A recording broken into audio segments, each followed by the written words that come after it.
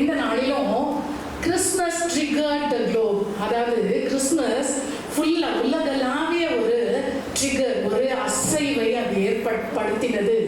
அது உங்களுக்குள்ளும் எனக்குள்ளரையும் என்ன செய்து கொண்டு கொஞ்சமாவது ஏதாவது அசைந்திருக்கிறோமா, கொஞ்சமாவது ஏதாவது ஒரு சேஞ்ச் இருக்கிறதா அப்படின்னு சொல்லி இந்த நாளிலே நான் பார்க்க போகிறோம். அதுக்கு முன்னாடி எனக்கு ரொம்ப பிடித்ததான் அந்த கிட்டத்தட்ட அதோட சம்பந்தமான ஒரு சின்ன பாடல், ஒரு கோரஸை நான் பாடுகிறேன்.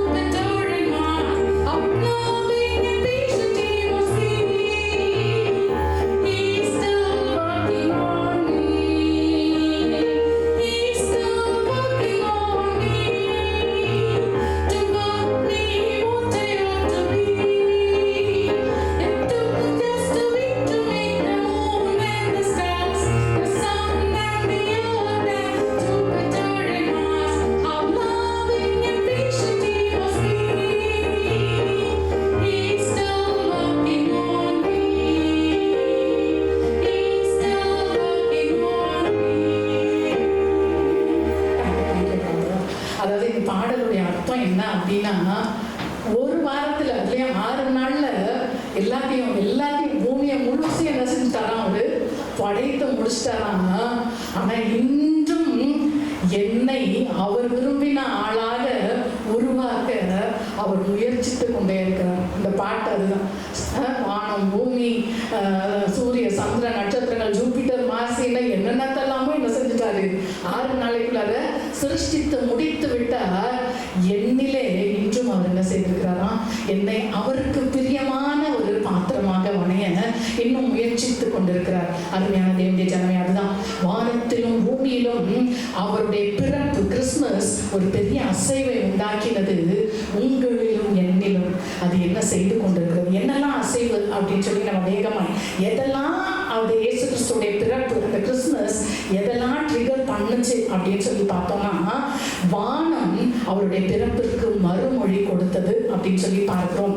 அதாவது தொடர்ந்து ஏஞ்சலிக் இன்டராக்ஷன்ஸ் இந்த பூமியில இருந்து கொண்டே இருந்தது. கேப்ரியல் தூதன் மேரி கிட்ட வந்து, மரியா கிட்ட வந்து சொல்றாங்க, லூக்கா 1:26-35 நீ கற்பவதியாகி ஒரு குமாரனை பெறுவாய், அவருக்கு இயேசு என்று பெயரிடுவாயாக. சோ பாருங்க, மேல ஏஞ்சல் வந்து ஒரு சாதாரண ஒரு ஸ்திரீயை பார்த்து, ஒரு கன்னிகையை பார்த்து இந்த வார்த்தையை பேசுகிறார். அடுத்து லூக்கா 1:11-20 வரைக்கும் கேப்ரியல் தூதன் சகரியாவை பார்த்து, நீ எத்தனையோ வருஷமா நீ ஜெபம் பண்ணிட்டு இருக்கிற, ஆனா நீ இன்றைக்கு உன்னுடைய மனைவியாகி எலிசபெத் ஒரு குமாரனை பெறுவார்.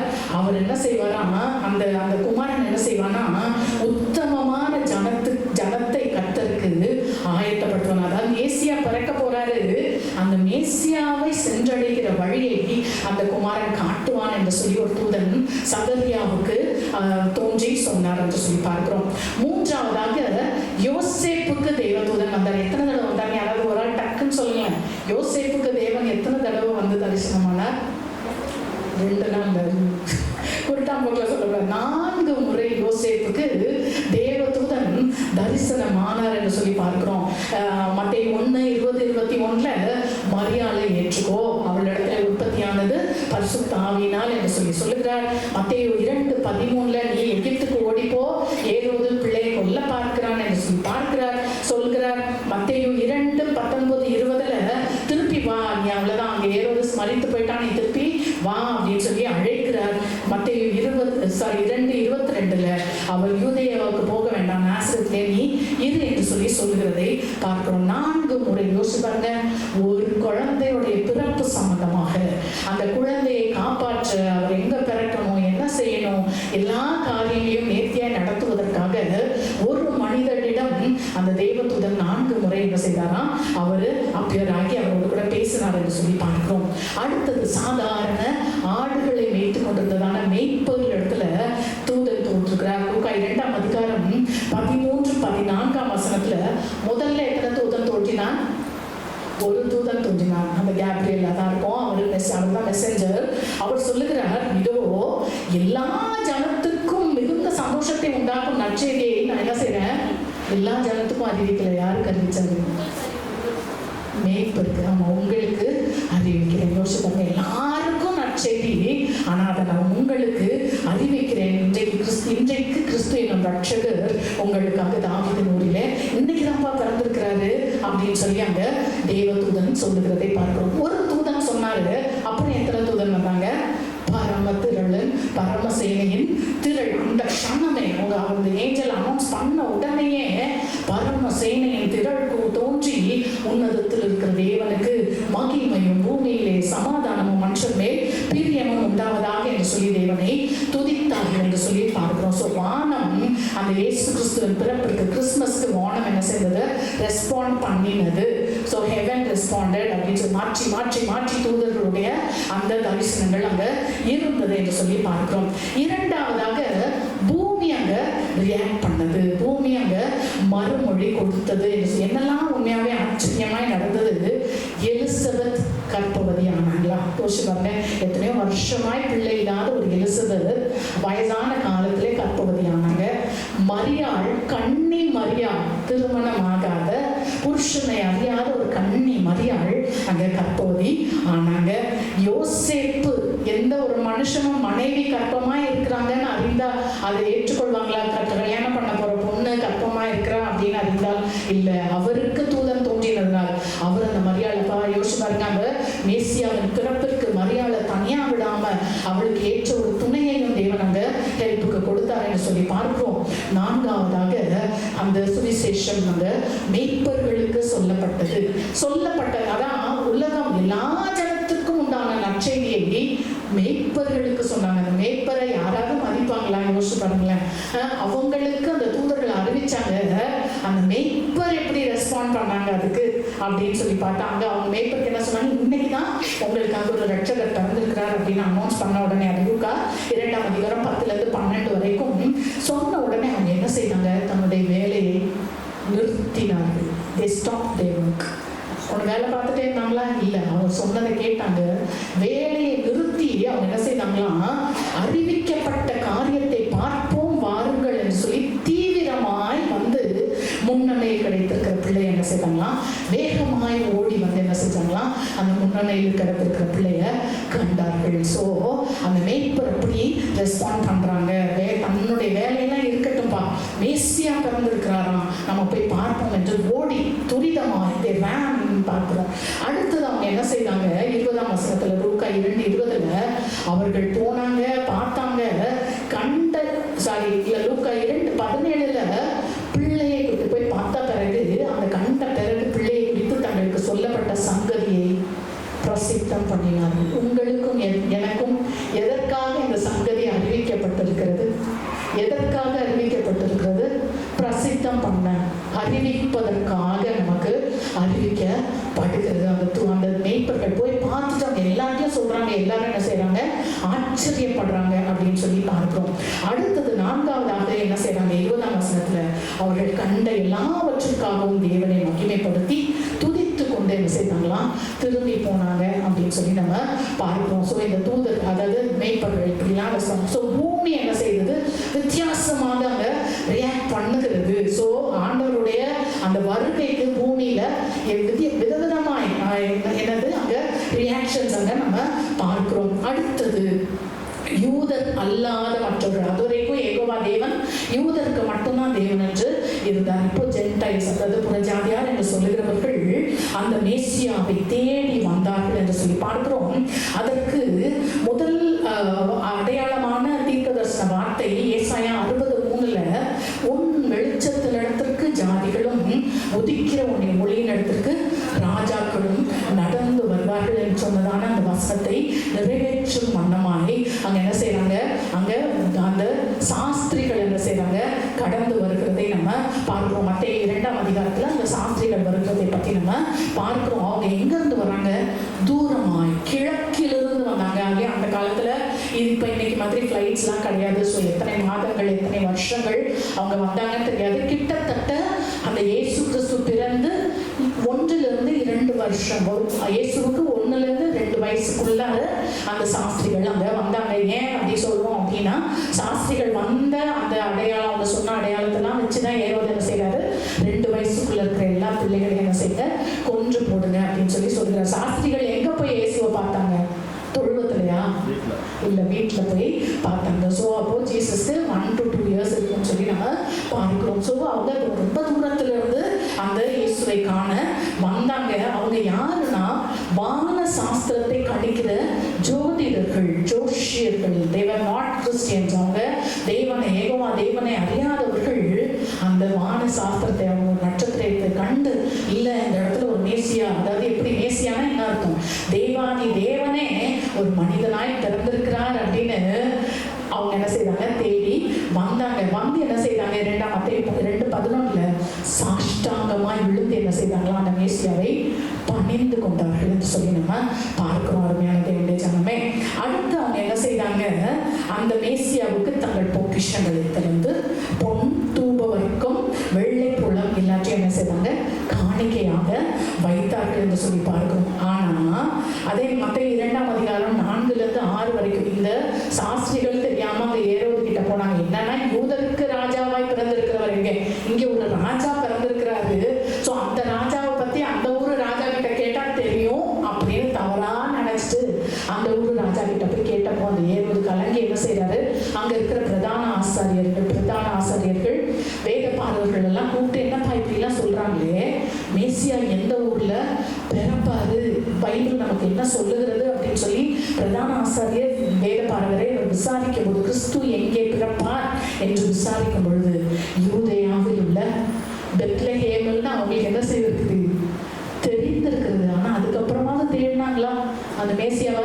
இந்த சாஸ்திரிகள்லாம் வந்திருக்கிறாங்களே, இந்த ஊர்ல மேசியா பிறக்கணுமே, பிறந்திருக்கிறாருன்னு ஒரு அடையாளத்தோட வந்திருக்கிறாங்களே அப்படின்னு அதுக்கப்புறமா தேடினாங்களா? இல்ல, அதுக்கு பிறகு கூட அவங்க என்ன செய்யல, தேடல அப்படின்னு சொல்லி பார்க்கணும். ஸோ இன்றைக்கு ஒருவேளை நம்ம அப்படி இருக்கிறோமா, எல்லாம் பைபிள் தெரியும், ஆனா நான் ஆக்ட் பண்ண மாட்டேன். அது என் மண்டைக்கு மட்டும் பைபிள் என்ன செய்வேன், ஏற்றுக்குவேன். என்னுடைய அறிவுக்கு மட்டும் நான் பைபிளை தெரிந்து கொள்வேன். பைபிள் போட்டிலாம் வச்சா நான் ஃபர்ஸ்ட் வருவேன், ஆனால் என் லைஃபுக்கு அதை நான் அப்ளை பண்ணவே மாட்டேன் அப்படின்னு நம்ம ஒருவேளை இருக்கிறோம். ஆரம்பியான ஜனமே, 4வதாக சிருஷ்டிப்புகள் எல்லாம் என்ன செய்தது, அந்த மேசியாவுடைய பிறப்பிற்கு மறுமொழி கொடுத்தது என்று சொல்லி பார்க்கிறோம். மத்தேயு 2:2 கிழக்கிலே அவருடைய நட்சத்திரத்தை கண்டு அவரை பணிந்து கொள்ள வந்தோம். எதை கண்டு வந்தாங்களா? நட்சத்திரத்தை கண்டு அவரை பணிந்து கொள்ள வந்தார்கள் என்று சொல்லி பார்க்கிறோம். மத்தேயு 2:9 பார்க்கிறோம், அந்த கிழக்கிலே கண்ட நட்சத்திரம் என்ன செஞ்சிச்சு, பிள்ளை இருந்த ஸ்தலம் வரைக்கும் என்ன செஞ்சிச்சு, அது நகர்ந்து வந்து அங்க வந்த உடனே என்ன செஞ்சிச்சு, நின்றுச்சு. யோசிச்சு பாருங்க, ஒரு ஸ்டார் அது அவங்களுக்கு வழிகாட்டுகிறதுக்காக அது நகர்ந்து வருகிறது.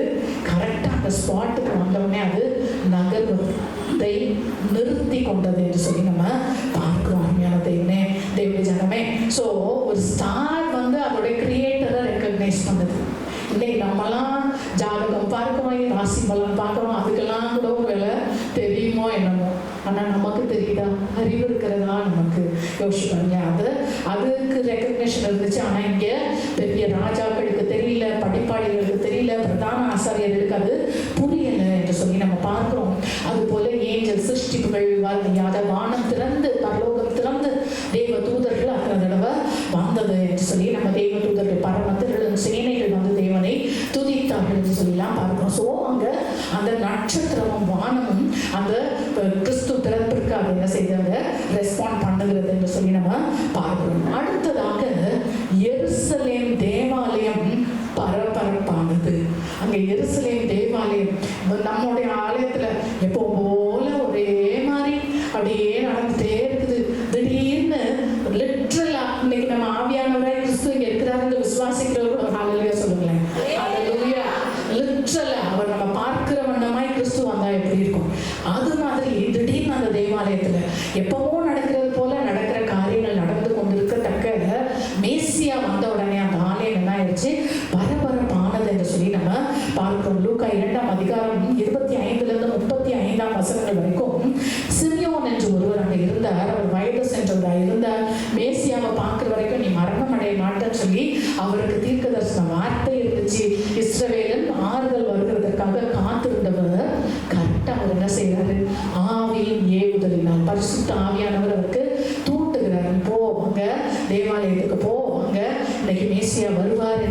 பரிசுத்த ஆவியானவர்னா ஏவுதலினால் அவங்க ஆலயத்துக்கு வருகிறார். பிள்ளைய உள்ளே கொண்டு வரும் பொழுது எத்தனாவது நாள் பிள்ளைய உள்ள கொண்டு வருவாங்க சொல்லுங்க? 8வது நாள் இல்லை, 40வது. 8வது நாள் வீட்டில் விருத்த சேவனம் செய்தாங்க, பெயர் வைத்தாங்க.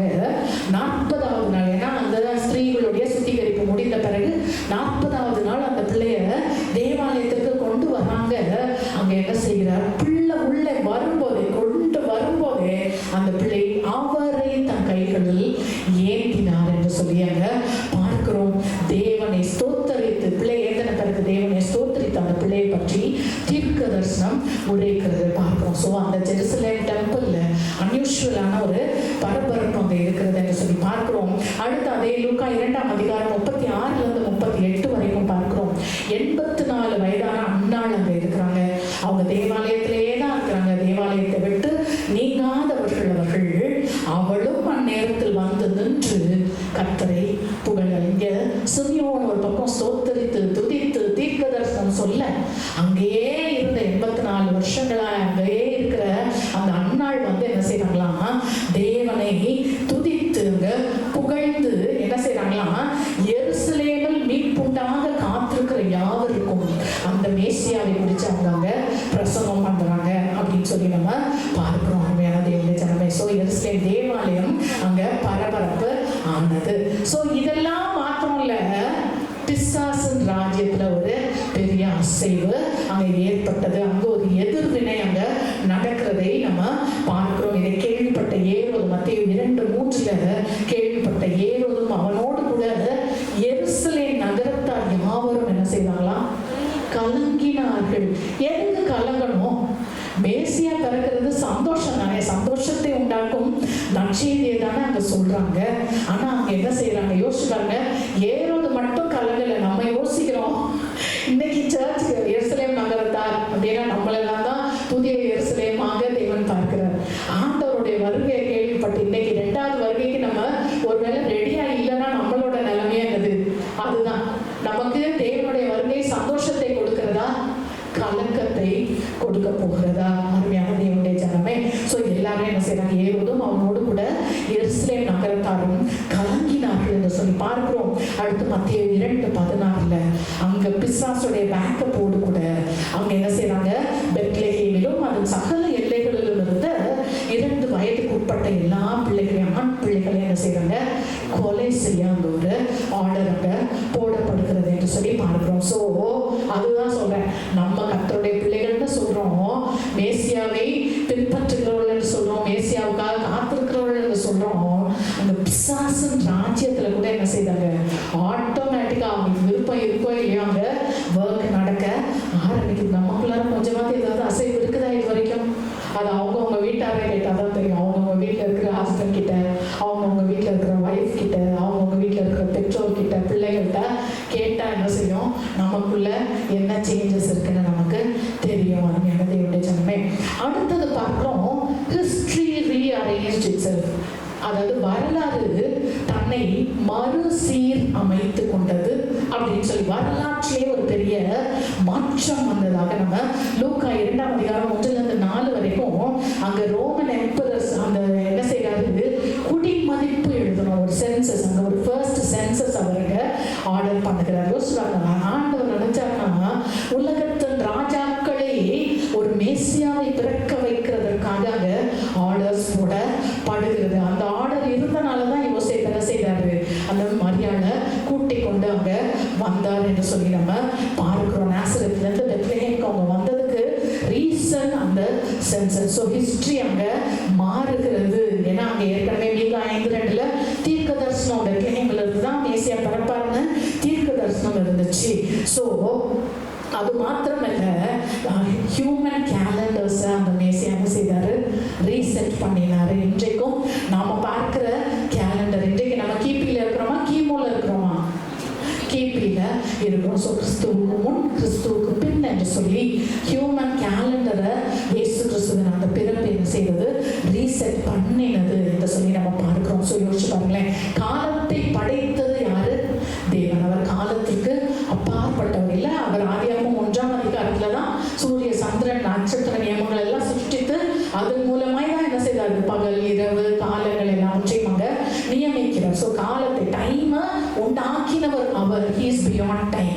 ஸோ அவர் என்ன செய்கிறார், இங்கே வந்து இந்த உலகத்துடைய டைமை திருப்பி ரீசெட் பண்ணுகிறதே நம்ம பார்க்கிறோம். அருமையான தேவனுடைய ஜனமே, அடுத்தது ஜியோகிராஃபி obeyed the prophecy, அதாவது புவியியல் தீர்க்க தரிசனங்களுக்கு பணிந்தது என்று சொல்லி நம்ம பார்க்கிறோம். அவர் மேகா 5:2 சொல்லப்பட்டது போல பெத்லகேமிலே பிறந்தார், அவர் நாசரேத்தில் வளர்க்கப்பட்டார். மத்தேயு 2:23 ஓசியா 11:1 சொன்னது போல எகிப்திலிருந்து என்னுடைய தாசனை நான் வரவழைத்தேன் என்று சொன்னது போல அவர் எகிப்திலிருந்து வரவழைத்தார். ஸோ எல்லா ஜியோகிராபிக்கல் ஏரியாஸும் எங்க, அதுதான் சொல்றேன். இன்றைக்கு எத்தனை பேர் நான் தெரியாம இந்த ஊர்ல வந்து மாட்டிக்கிட்டாங்க, இது ஒரு ஊரா இல்லை இது ஒரு வேலையா என்னெல்லாம் சொல்லணும். உங்களுடைய ஹிஸ்டரி, உங்களுடைய ஜியோகிராஃபி எல்லாம் அவங்களுடைய கையில இருக்குன்னு தெரியுமா தெரியாது. ஒரு ஆள் சிரிக்கிறார், அப்பா எனக்கு ஆறுதலா இருக்குது. இது மாதிரி நிறைய வீட்டுல இருக்குது. ஆளுங்க தெரியாம உங்ககிட்ட வந்து மாட்டிக்கிட்டேனே அப்படின்னு இல்லை. ஆண்டவருக்கு நம்முடைய எல்லா லொகேஷன்ஸும் என்ன செய்யும், பர்ஃபெக்டா தெரியும். தயவு செய்து அவரை நீங்க அன்வைஸா பேசுகிறாங்க. நம்ம இப்படிலாம் பேசணும்னா என்னது, அவர் ஏதோ ஞானம் இல்லாம நம்முடைய லைஃப்பை நடத்திட்டது மாதிரி நம்ம பேசுறோம். அது என்னது ஜனமே. ஸோ இதெல்லாம் நடந்துச்சு. டைமும் என்ன செய்தது, அவரால் ஸ்கெடியூல் பண்ணப்பட்டது. காலமும் மொழியும் அந்த மேசியாவின் பிறப்பிற்காக நிர்ணயிக்கப்பட்டது என்று சொல்லி பார்க்கிறோம். கலாத்தியர் 4:4 காலம் நிறைவேறின போது ஸ்திரீயின் இடத்தில் பிறந்தவர் என்று சொல்லி பார்க்கிறோம். ஸோ அந்த பர்ஃபெக்டான டைம், அங்க குடிமதிப்பு எழுதுறதுக்கு ஒரு சென்சஸ் போடப்படுகிற அந்த டைம், அது லூக்கா 2:1-3 வரைக்கும் பார்க்கிறோம். ஸோ பர்ஃபெக்டான டைம்ல, not one day before or one day after, கரெக்டா எந்த டைம்ல உங்களுக்கு என்ன நடக்கும், யாரெல்லாம் கர்த்தருடைய சித்தத்துல நாம இருக்கிறோமோ, எந்த நேரத்துல என்ன நடக்கணும். எந்த பெற்றோரும் உங்களுடைய பிள்ளைங்களோட லைஃப் செட்டில் ஆகலன்னு யோசிக்காதீங்க, ஜெபம் பண்ணுங்க. நம்முடைய தேவன் ஜீவன் உள்ள தேவனா இருக்கிறார். அவர் சகலத்தின் காலங்களையும் சமயங்களையும் மாற்றி ராஜாக்களை தள்ளி ராஜாக்களை ஏற்படுத்துகிறவர் என்று தானியேல் சொல்கிறதை நம்ம பார்க்கிறோம். ஸோ அவங்க டைம் அவரங்க நிர்ணயித்து தான் அவரங்க பிறக்கிறார். அதை விட மொழி அங்க நிர்ணயிக்கப்படுகிறது. அங்க ரோமா ஆட்சி நடக்கிறது. எங்க நடக்குது, எருசலேம்ல நடக்குது. எருசலேம்ல யார் இருக்கா, எபிரேயர் இருக்காங்க. எபிரேயரோட மொழி அதை யூதர்கள், அவருடைய மொழி எபிரேயம். ரோமாபுரியில என்ன லாங்குவேஜ், லத்தீன். ஆனா அந்த நாட்களிலே கிரேக்க மொழி அங்க ஒரு யூனிஃபைட் லாங்குவேஜ். இன்னைக்கு எப்படி உலகம் எங்களுக்கும் என்ன லாங்குவேஜ் இருக்கு, இங்கிலீஷ் வந்து ஆங்கிலம் உலகளாவிய ஒரு மொழியாக இருக்கிறது போல, அன்றைக்கு இயேசு கிறிஸ்து அவங்க பிறந்த பொழுது கிரேக்கம் ஒரு உலகளாவிய மொழியாய் ஒரு யூனிஃபைட் லாங்குவேஜ் அங்க இருந்தது. அதனாலதான் புதிய ஏற்பாடு கிரேக்க மொழியில எழுதப்பட்டிருக்கிறது என்று சொல்லி நம்ம பார்க்கிறோம். அங்க இயேசு கிறிஸ்துவின் சிலுவையின் மேலேயுமே 3 லாங்குவேஜ்ல அந்த கிரேக்கத்திலேயே என்ன செய்தது, இவர் யூதருக்கு ராஜா என்று சொல்லி அங்க எழுதப்பட்டதை நம்ம பார்க்கிறோம். ஸோ யோசிச்சு பாருங்க, காலத்தை நிர்ணயிக்கிறார், மொழியை நிர்ணயிக்கிறார், எல்லாத்தையும் அவர் பர்ஃபெக்டா செட் பண்ணிட்டு தான் வரார். ஸோ உங்களை தேவன் இன்றைக்கு ஒரு இடத்துல வைத்திருக்கிறார். ஒரு சிச்சுவேஷன்ல நம்ம போறோம். உண்மையா சொல்றேன், நான் அதான் சொல்றேன், எல்லாவற்றையும் அவர் ஒரு பர்பஸ் இல்லாம அவர் நடத்துகிறதே இல்லை. எல்லாத்தையும் அவர் பிளான் பண்ணி நமக்காக தான் 5 நாட்கள், 6வது நாள்லயும் பாதி நாள் வேற மற்றது எல்லாத்தையும் சிருஷ்டித்துட்டு கடைசியாக மனுஷனை சிருஷ்டிக்கிறார். ஸோ தேவன் நம்மை ஒரு சிச்சுவேஷனுக்குள்ள அவர் கொண்டு போகிறார் என்றால் அதற்குள்ள போகிறதற்கு நமக்கு என்னெல்லாம் வேணுமோ அது எல்லாவற்றையும் அவர் செய்துவிட்டு தான் நம்ம என்ன செய்யறார், அந்த நிலைமைகளுக்குள்ள நம்மை கொண்டு போகிறார் என்று சொல்லி பார்க்கிறோம். ஸோ உலகம் எதெல்லாம், வானத்துல மாற்றம், பூமியில மாற்றம், வேற என்னது, சிருஷ்டிப்புல மாற்றம், தேவனை அறியாத ஜனங்கள் இடத்துல, ஜோதிடத்துல ஒரு மாற்றம், எருசலேம் தேவாலயத்துல ஒரு மாற்றத்தை பார்க்கிறோம், இருளன் ராஜ்யத்துல ஒரு மாற்றத்தை பார்க்கிறோம். வரலாறு மாறினது, புவியியல் மாறினது, காலம் மாறினது, மொழி மாறினது. நீங்களும் நானும் என்ன மாறி இருக்கணும். கிறிஸ்துமஸ் இதெல்லாம் மாற்றியதே, நாம் இன்றைக்கு என்ன மாறி இருக்கிறோம். அருமையான தேவனுடைய ஜனமே, வேகமாக ஒரு 5 காரியத்தை மட்டும் பார்க்கலாம். கிறிஸ்துமஸ் மாற்றின அந்த மாற்றங்கள் நமக்குள்ள இருக்கிறது. மத்தேயு 2:11 சாஸ்திரிகள் சாஷ்டாங்கமா இழுத்து தேவனை பணிந்து கொண்டார்கள். நம்ம திருப்பி இந்த சபையில சொல்லுகிற ஒரே ஒரு விஷயம், ஆண்டவர் நம்மளை எதுவுமே கேட்கல, என்ன சொல்றாரு? பரிசுத்த அலங்காரத்துடனே வந்து என்னைய தொழுது கொள்ளுங்கன்னு சொல்றாரு. நமக்கு அது இருக்கிறதா? நம்முடைய இருதயத்துக்குள்ளார அந்த பரிசுத்தம், தேவனுக்காக நான் பரிசுத்தமாய் பிரித்தெடுக்கப்பட்டவனாய் நான் வாழணும். உலகத்துல எல்லாரையும் மாதிரி நான் வாழ முடியாது அப்படின்ற ஒரு தீர்மானம் நமக்குள்ள இருக்கிறதா? அருமையான தேவனுடைய ஜனமே, அதுல யோசிச்சு பாருங்க, எப்படி பணிந்து குனிந்து அவங்க என்ன செய்வாங்க? விழுந்து பணிந்து சாஷ்டாங்கமா விழுந்து என்ன செய்தாங்களாம்? தேவனை பணிந்து கொண்டார்கள் என்று சொல்லி பார்க்கிறோம். நம்ம இன்னைக்கு அந்த மனத்தாழ்மை நமக்குள்ள இருக்கிறதா? எவ்வளவு லெத்தாஜிக்கா நம்ம தேவனுடைய சமூகத்தை, அதாவது சர்ச்சுக்கு வந்தா மட்டும் இல்லை, வீட்லயுமே தான் சொல்றோம், எவ்வளோ அசட்டையாய் நம்ம தேவனுடைய அந்த சமூகத்தை நம்ம கருதுகிறோம். அருமையான தேவனுடைய ஜனமே, தயவா எத்தனை பேர் நான் இன்னைக்கு சொல்றேன், இனிமையாவது அது சர்ச்சுக்கு வந்தா எந்த ப்ரேயரா இருக்கட்டும் போனை ஆஃப் பண்ற பழக்கம் நமக்கு இருக்கிறதா? நான் அதுதான் சொல்றேன், நம்முடைய வார்த்தை இல்லை, நம்முடைய ஆக்ஷன்ஸ் தான் சொல்லுது. அதுதான் ரொம்ப பேசுது. அந்த போனை நம்ம ஆஃப் பண்ணோம்னா, சாமி எனக்கு இது என்னது இல்லை, தேவையே இல்லை, இப்போ நான் என்னது முழு இதயத்தோட உங்களை தேடி வந்திருக்கிறேன் அப்படின்னு அவருக்கு சொல்றதா அர்த்தம். இந்த மாதிரி தான் டைமுக்கு ஆண்டவரே, நீங்க இத்தனை மணிக்கு அங்கன்னா 2 பேர் கூட்டிட்டாலும் அந்த இடத்துல நான் இருக்கேன்னு சொல்றீங்க, அந்த 1வது நபரா நான் இருக்கணும் அப்படின்ற ஆசை இருக்குதா? டைம், அதுதான் சொல்றேன். அதெல்லாம் நம்முடைய ஆக்ஷன் ஸ்பீக்ஸ். அதுதான் சொல்றேன். எதற்காக? அதாவது நான் ஃபர்ஸ்ட் போய் பாஸ்டர் சிஸ்டர்கிட்ட பேர் வாங்கிக்கணும், பாஸ்டர் சிஸ்டரும் புரிஞ்சுக்கவே மாட்டேங்கிறாங்கப்பா, இல்லை புரிஞ்சுக்க தேவையில்லை. நம்மளை யார் புரியணும்? தேவாதி தேவன் 2 பேர் அங்க வந்துட்டா, இந்த ஆலயம் கூட்டுக்கிற நேரத்துல 2 பேர் வந்துட்டா, அங்க இயேசு கிறிஸ்து வரேன்னு சொல்லுகிறாரு. அவர் வர்றதுக்கு முன்னாடி நம்ம வர வேண்டாம், யோசிப்பாங்க. ஸோ அவர் ஆக்ஷன் ஸ்பீக்ஸ் அப்படின்னு சொல்லி நம்ம பார்க்கணும். ஸோ அவரை பணிந்து கொள்ள நம்ம மேக்சிமம் தாழ்மை நமக்கு வேணும். 2வது அதே வசனம் மத்தேயு 2:11 தங்கள் பொக்கிஷங்களை திறந்து காணிக்கையாக விலையேற பெற்றவைகளாக என்ன செய்வாங்க? கொண்டு வந்து கொடுத்தாங்க. அருமையான தேவனுடைய ஜனமே, நம்ம இன்னைக்கு அவருக்கு காணிக்கையாக நம்முடைய விலையேற பெற்ற எண்ணத்தை கொடுக்கும், எதை கொடுக்கும்? நம்மை விட வெளியேற பெற்றது ஏதாவது ஒன்று இருக்குதா? நம்ம அந்த விசேஷத்தை இடத்தை நம்ம கொடுக்கிறோம். அருமையான தேவனுடைய ஜனமே, so give your best time to God.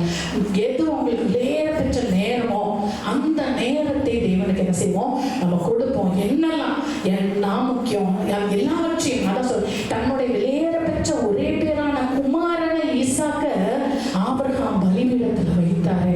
கொஞ்ச நேரம் அந்த பிள்ளையை விடுங்க, கொஞ்ச நேரம் விட்டுட்டு கர்த்தருக்காக கொஞ்ச நேரம் நிறுத்திட்டு அதுக்கு செய்ய வேண்டியதை செஞ்சுட்டு கொஞ்ச நேரம் அதை ஒதுக்கி வச்சுட்டு கர்த்தருக்காக நீங்க வாங்கல, கர்த்தருக்காக கர்த்தரை தேடுங்க. உங்களுடைய படிப்பு விலையேற பெற்றதா, உங்களுடைய வேலை விலையேற பெற்றதா, எது விலையேற பெற்றது? கொஞ்ச நேரம் அந்த விலையேற பெற்றதை கர்த்தருக்காக விட்டுட்டு கர்த்தருக்கு கர்த்தரை தேட நம்ம முற்படுவோமா? Give your best. உங்களுக்கு காலையில் எந்திரிக்க முடியலையா? இல்லை, நான் எந்திரிச்சு நான் பண்ணிட்டு கூட நான் அப்புறம் தூங்குறேன். So give your best to God. 3வது obedience. He wants our obedience, not convenience.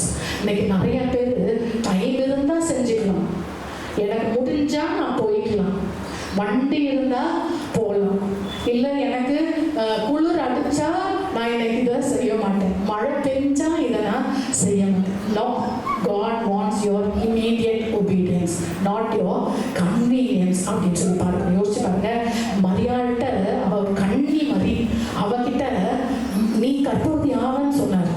அவ ஐயோ சாமி கொஞ்ச நேரம் நம்மளான என்ன சொல்லிட்டோம், கொஞ்ச நாள் வெயிட் பண்ணுங்க, இப்பதான் அவரோட நிச்சயதார்த்தம் நடந்திருக்கு, ஒரு கல்யாணம் ஒன்று பேருக்கு முடித்துடட்டும், அப்புறம் நான் பரிசுத்தாவினால் கற்பவதி ஆயிக்கிறோம் சொல்லுவோமா? இது அவ என்ன செய்யும்? இது எத்தையுமே அவ செகண்ட் தாட்டுக்கே இடம் கொடுக்கல. இதோ நான் ஆண்டவருடைய அடிமை, ஆண்டவரே நான் என்னை கொடுக்கிறேன், கீழ்ப்படிதல். யோசேப்புக்கு அவர் மனசுலதான் நினைச்சிட்டு இருக்காங்க, ஐயோ இப்படி இருக்குதே என்ன செய்யறதுன்னு யோசிக்கும் பொழுது அங்க தூதன் வந்து சொல்றாரு, இல்ல இல்ல அவ பரிசுத்தாவினால் கற்பவதி ஆயிருக்கிறா, அவளை சேர்த்துக்கொள்ள நீ சந்தேகப்படாத, ஐயப்படாதேன்னு சொன்னோம். இம்மீடியட்டா அவர் என்ன செய்கிறாரு?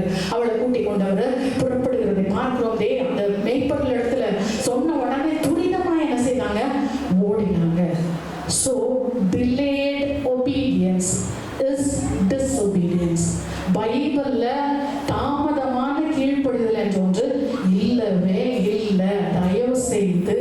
ஸோ தாமதமாய், எக்ஸாம்பிளுக்கு நான் உடனே உங்ககிட்ட கேட்குறேன், புத்தி இல்லாத கன்னிகைகள் அவங்க என்ன செஞ்சாங்க? அவங்களும் யாருக்கு தான் வெயிட் பண்ணாங்க?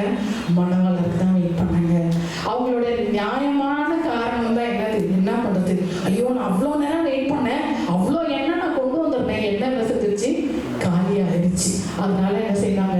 எண்ணெய் வாங்க போயிட்டு திருப்பி வந்தாங்க. அவங்க என்ன செஞ்சாங்க? மணவாளன் கதவை அடைத்துட்டார். ஸோ நீங்க எத்தனை டிலே பண்ணலாம், அவங்க வந்து ஆண்டவரே மணவாளனே எங்களுக்கு தரங்க, நாங்க வந்துட்டோம் கூப்பிடுறாங்க. அவர் சொன்னார், நீங்க யாருப்பா? எனக்கு என்ன செய்யாது தெரியாது. நம்ம எத்தனை பேர் எந்த காரியங்கள்ல தாமதம் பண்ணி கொண்டிருக்கிறோம்?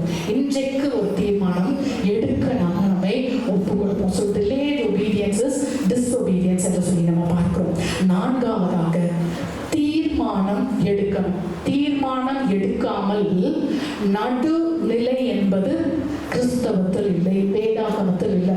ஒண்ணு நான் கர்த்தரை சேவிப்பேன்னு தீர்மானம் எடுத்தா நான் கர்த்தருடைய பக்கத்துல இருக்கிறேன். நான் தீர்மானம் எடுக்காமல் நடுநிலை கொஞ்சம் கொஞ்சம் கொஞ்சம் அப்படின்னா ஆட்டோமேட்டிக்கா நான் எங்க சேர்ந்துட்டேன்னு அர்த்தம்? டார்க்னஸ் பக்கம், இருள் பக்கம் நான் சேர்ந்துட்டேன்னு சொல்லி அர்த்தம். அருமையான தேவனுடைய ஜனமே, ஸோ கிறிஸ்டியானிட்டியில நியூட்ரல் கியர் கிடையாது, நியூட்ரலிட்டியே கிடையாது. நம்முடைய சாய்ஸஸ், நான் தான் சொல்றேன், தேவையில்லாதவைகளுக்கு நம்ம ஒரு டெசிஷன் எடுக்கிறது. சின்ன சின்ன விஷயத்துல கூட நமக்கு டெசிஷன் எடுக்க முடியலன்னா அப்படி பண்றவங்க என்ன செய்யணும்? தேவையான பெரிய விஷயத்துல நம்ம என்ன செய்யறோம்? கோட்டை விட்டுறோம். நம்முடைய தீர்மானம் எப்படி இருக்கிறது? எதையாவது ஒண்ணு இதுல ஒண்ணு எடுத்துக்கோ அப்படின்னா இன்னைக்கு எத்தனை பேர் வந்தோடனே இதையோ ஒண்ணு எடுத்துட்டு போறதுக்கு ரெடியா இருக்கிறோம்? யோசிப்பாங்க. சின்ன சின்ன விஷயங்களிலே கூட நம்ம அவ்வளோ தாமதித்து பண்ணி கொண்டிருக்கோம்னா நமக்கு எப்படி யோசிப்பாங்களேன்? கிறிஸ்துமஸ்ல சாஸ்திரிகள் ஆராதித்தார்கள் ஏரோது. அதுதான் தீர்மானம். நம்மளுக்கு பிடிக்கல, அதான் தாமதிக்கிறோம் அப்படின்னா ஆட்டோமேட்டிக்கா நம்ம நெகட்டிவ் செய்யலாங்க. ஏரோதுக்கு ஒரு பெரிய கலக்கம், அதுக்கு பிறகு அந்த கலக்கம் அங்க கொலையாக மாறினதை நம்ம பார்க்கிறோம். சாஸ்திரிகள் மேய்ப்பரை தேடி வந்தாங்க, ஆனா பிரதான ஆசாரியரோ என்ன செய்தாங்க? அமைதலாய் வீடுகளில் இருந்தாங்க. அதனால அவங்க என்ன செய்தாங்க? அந்த மேசியாவை நிராகரித்தார்கள் சொல்லி பார்க்கிறோம். ஸோ நம்முடைய தீர்மானம் எடுத்தோன்னா எடுத்தது, எடுக்கலைன்னா நம்ம ஆட்டோமேட்டிக்கா நெகட்டிவ் சைட்ல இருக்கிறோம் சொல்லி அர்த்தம். அருமையானவர்களே, அடுத்தது அறிவி அமைதலாயிராதே. அதுதான் மேய்ப்பர்களுக்கு சொல்லப்பட்டது. லூக்கா 2:17 சங்கதியை என்ன செய்தாங்க? எல்லா பக்கமும் பிரசித்தம் பண்ணினார்கள். ஸோ இன்றைக்கு எவ்வளோ ஞானவான்கள், எவ்வளோ லேர்னட் ஸ்காலர்ஸ்லாம் உலகத்தில் இருக்காங்க. நம்ம வந்து கிட்டையே போக முடியாது. அவங்களுடைய அறிவெல்லாம் பார்த்தா அவ்வளோ ஆச்சரியமா இருக்கும். இங்கே நம்ம யாராவது அவ்வளோ பெரிய ஞானிகள் இருக்கிறோமா? யாராவது இருக்கிறோமா? யோசிச்சு பாருங்க. ஆனா நமக்கு ஆண்டவர் என்ன செய்திருக்கிறார்? அவங்களுக்குலாம் கிடைக்காத அவ்வளோ பெரிய ஸ்லாக்கியத்தை தேவாதி தேவன் நமக்கு சொல்லியிருக்கிறார். உண்மையை யோசிச்சு பாருங்க, எவ்வளோ பாக்கியம். இதை விட ஒரு பாக்கியம் என்ன இருக்குது? உண்மையாய் உன்னை தன் கைகளால் வணைந்து படைத்து உனக்காக எல்லாவற்றையும் உண்டாக்கின ஒரு தேவாதி தேவனை, உண்மையான தேவனை தேவனாக ஆராதிக்கிற பாக்கியத்தை விட யோசிப்பாங்க. நமக்கு இந்த அறிவு இல்லட்டா எப்படி? ஸோ இந்த அறிவை நமக்கு கொடுத்திருக்கிறார் என்றால் எதற்காக? நாம் மற்றவர்களுக்கு அறிவிக்கிறதற்காக. ஸோ கிறிஸ்துமஸ் ஒரு குளோபல் ட்ரிகர் உண்டாக்கினது, எல்லாவற்றையும் அசைத்தது. இன்றைக்கு யாராவது ஒரே ஒரு பாயிண்ட் சொல்லுங்க, நமக்குள்ளார எத்தனை பேர் உண்மையாகவே எனக்குள்ளார இந்த கிறிஸ்துமஸ் இந்த சேஞ்சை கொண்டு வரணும்னு நான் விரும்புகிறேன் அப்படின்னு சொல்லி நம்ம எத்தனை பேர் சொல்ல முடியும்? யோசிப்பாங்களேன். மரியாளுடைய தாழ்மை, அவர் என்ன செய்றா? நான் தேவனுக்கு அடிமை என்று சொல்லி என்ன செய்றா? நம்மை விட்டு கொடுக்கிறா. அவளிடத்துலதான் அந்த மேசியா உற்பத்தியாக அங்க விரும்புகிறார். அருமையான தேவனுடைய ஜனமே, எழுந்து நிற்போமா? எல்லாவற்றையும் நம்முடைய பெருமையெல்லாம் உடைப்போம். ஒண்ணுமே இல்லை, நம்முடைய படிப்பு ஒன்றும் இல்லை. இன்னைக்கு நம்முடைய மூச்சு நின்று போச்சுன்னா எதுவுமே இல்லை. அருமையான தேவனுடைய ஜனமே, ஸோ இந்த நாளிலே ஆண்டவன் எங்களை நாங்கள் தாழ்த்துக்கிறோம். ராஜாதி ராஜாவே, சாஷ்டாங்கமா விழுந்து பணிந்து அந்த சாஸ்திரிகளை போல நாங்கள் பணிந்து கொள்ள விரும்புகிறோம். எங்களுடைய வாழ்க்கையின் பெஸ்டான காரியங்களை நாங்கள் உமக்கு காணிக்கையாக படைக்க விரும்புகிறோம். ஆண்டவரே, உடனடியாக நாங்கள் துரிதமாய் கீழ்ப்படிய இந்த நாளிலே எங்களை அர்ப்பணிக்கிறோம். தீர்மானம் எடுக்க வேண்டிய நேரங்களிலே நான் வீட்டில் போய் தீர்மானம் எடுக்கிறேன் தயவுசெய்து யாரும் நினைக்காதீங்க. இப்பவுமே என்ன செய்யுங்க? தீர்மானம் எடுங்க. நியூட்ரல் இருக்க, நடுநிலை இருக்கவே முடியாது. ஸோ தீர்மானம் எடுங்க. அடுத்தது நமக்கு அறிவிக்கப்பட்டது உலகத்துக்கு அறிவிப்பதற்காக.